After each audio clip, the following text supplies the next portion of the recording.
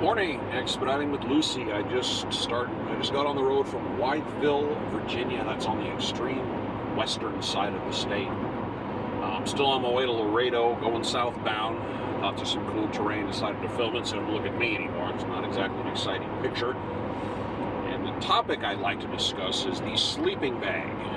Prior to starting this job, I didn't own a sleeping bag since I was like in the military back. General Custer and I were at Little Bighorn. So I went online and started looking up bags, and I tell you what, they don't give those things away. So I went on OfferUp and I found a guy who was selling a bag still in its original packaging. It seems Grandma gave it to him, and he doesn't have a whole lot of use for a sleeping bag. It's 40 inches wide and 90 inches long, so there's enough room for 3 people in there, and I got it for a whopping $20. You have to bring a sleeping bag with you, the nature of this job.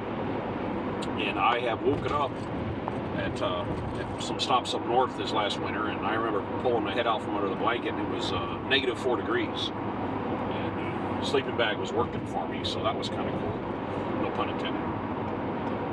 And it is tail end of March, just got into April, and when I came out here, I almost didn't bring the sleeping bag. I have 2 blankets I use for the most part.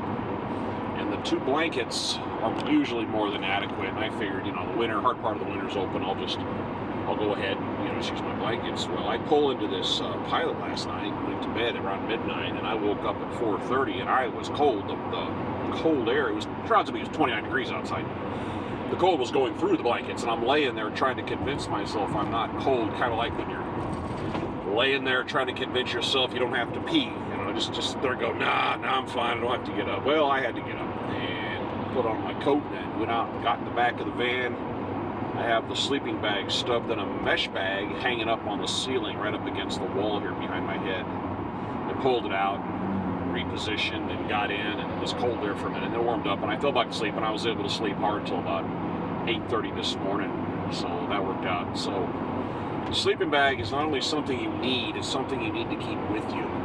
The old adage, it's better to have it and not need it than need it and not have it. So if for no other reason, a survival thing, keep your bag on board. I mean, the other option, if it's really cold, is you can run your motor, which is wear and tear, obviously, on your vehicle, and with gas at $375 a gallon or whatever it's going for these days, it's just not realistic to sit there and idle.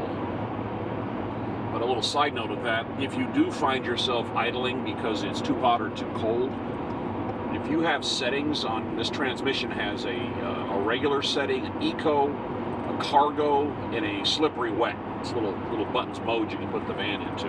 If I'm ever just driving empty or with a light load, or I have to idle, I always put it on eco, because I think it's using less fuel, maybe a little, I don't know, maybe it's psychological, but